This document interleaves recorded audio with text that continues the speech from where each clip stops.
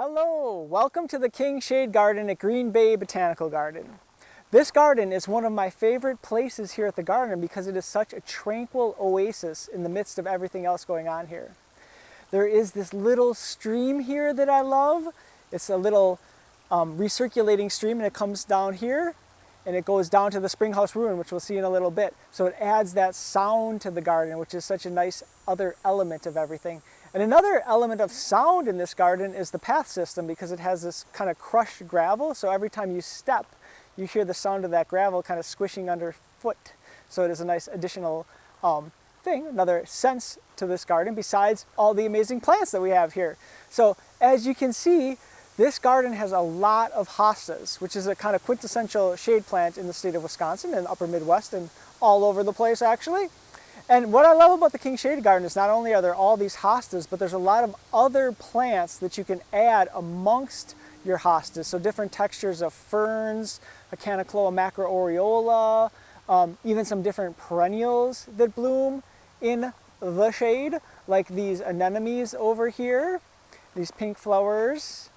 And also on the other side of the path, there are some of these bugbanes over here, these actaeas. So those are some of the kind of late summer bloomers that we have here, but we also have 10,000 daffodils sprinkled in amongst the hostas that bloom in the springtime, and then a lot of different native spring ephemeral plants like Dutchman's breeches and trout lilies and things like that that add a little bit something different in the habitat. So if you have a shade garden at your own home, that's what's so great about Green Bay Botanical Gardens. We have ideas for your own garden throughout all the different gardens that we have here, whether it's shade like this garden or sun or part shade or whatever, in different styles too. So a couple of the design ideas that I wanted to share with here is our landscape designer, architect, Dennis Bittner, the late Dennis Bittner, had a couple ideas that he incorporated here. One was putting kind of chartreuse leafed foliage close to the path edges to kind of light the paths up.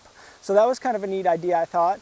And the other idea was putting hostas with the opposite variegation near or next to each other. So here, the Satisfaction hosta, you can kind of see it has, like the inside is the dark green bluish with the chartreuse outside. And then over here, Orange Marmalade has the exact opposite variegation with the chartreuse center and the outside being that dark green color. So that's kind of a cool little design technique you can use in your own garden. And the other thing about the shade garden that I like is the fact that, you know, there's the overstory of all these northern pin oaks, which are great habitat trees, by the way, that support over 300 plus caterpillars. And then the ground cover layer we talked about with the hostas, and here's that hackmack grass I was talking about. But this garden also has that like understory mid layer with the different shrubs and kind of smaller trees that you can see here. So there's like this variegated one in the back is Wolfeye's Cornus Cusa. And then over here we have a lot of native ones like the Pagoda Dogwood, Amelanchus here, which have the spring flowers of the white flowers and then the nice fall color of the red. So that different mid layer or that kind of understory adds a whole nother element to a shade garden. So that's a really great thing to think about in your own garden. So we're coming upon the Springhouse Ruin, which people really love, and they always ask, you know, if this was a ruin here, but we actually built it to look like a ruin, and it also serves as kind of a buffer with our children's garden, which you can see, you know, in the background here. And we also have this children's garden expansion project that we'll be working on in the next year or two. So the Springhouse Ruin is a really great structure. It's something to think about in your own garden, right? Adding a structural element, because that's the bones of the garden. This view here I really love because it kind of shows the whole garden. It shows all these hostas.